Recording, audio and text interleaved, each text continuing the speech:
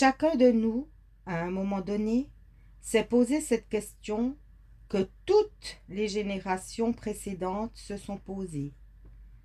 Qu'est-ce qui est le plus important dans la vie? Dans la mesure où personne ne peut vivre à notre place, nous souhaitons employer nos jours de la meilleure des façons. Il nous faut donc savoir vers où tourner nos efforts. Quel est en effet le but suprême à atteindre? Nous entendons souvent que le plus grand trésor du monde spirituel est la foi. Des siècles et des siècles de religion s'appuient sur ce simple mot. Considérons-nous la foi comme ce qu'il y a de plus important au monde? Si c'est le cas, nous sommes totalement dans l'erreur. Et s'il nous arrive un jour de le penser, alors nous pouvons cesser de croire.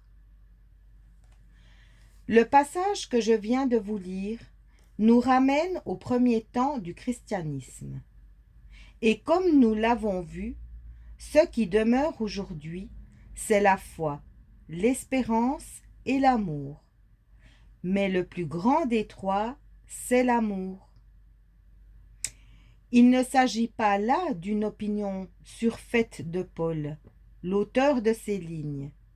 Il évoquait déjà la foi un peu plus tôt en disant « J'aurais beau avoir toute la foi, jusqu'à transporter les montagnes. S'il me manque l'amour, je ne suis rien. » Paul n'a pas évité le sujet. Au contraire, il a comparé la foi avec l'amour. Et il en a conclu, le plus grand des trois, c'est l'amour. Affirmer cela a dû lui coûter, car, en général, nous prônons auprès des autres ce qui constitue notre point fort. Or, l'amour n'était pas le point fort de Paul. Un étudiant doté du sens de l'observation remarqua que l'apôtre, en vieillissant, devenait plus tolérant, plus tendre. Mais la main qui a écrit « Le plus grand des trois, c'est l'amour » avait souvent été entachée de sang dans sa jeunesse. En outre, cette lettre aux Corinthiens n'est pas le seul document à désigner l'amour comme le summum bonum, le don suprême. Tous les chefs-d'œuvre du christianisme s'accordent sur ce point. Pierre dit « Avant tout, ayez les uns pour les autres un amour intense, car l'amour couvre une multitude de péchés. » Et Jean va plus loin. Dieu est amour. Dans un autre texte de Paul, on peut lire aussi « Le plein accomplissement de la loi, c'est l'amour. » Pourquoi Paul a-t-il déclaré cela? À l'époque, les hommes s'efforçaient d'accéder au paradis en respectant les 10 commandements, ainsi que les centaines d'autres commandements qu'ils s'étaient donnés à partir des tables de la loi. Il fallait accomplir la loi, c'est tout. C'était plus important que la vie même.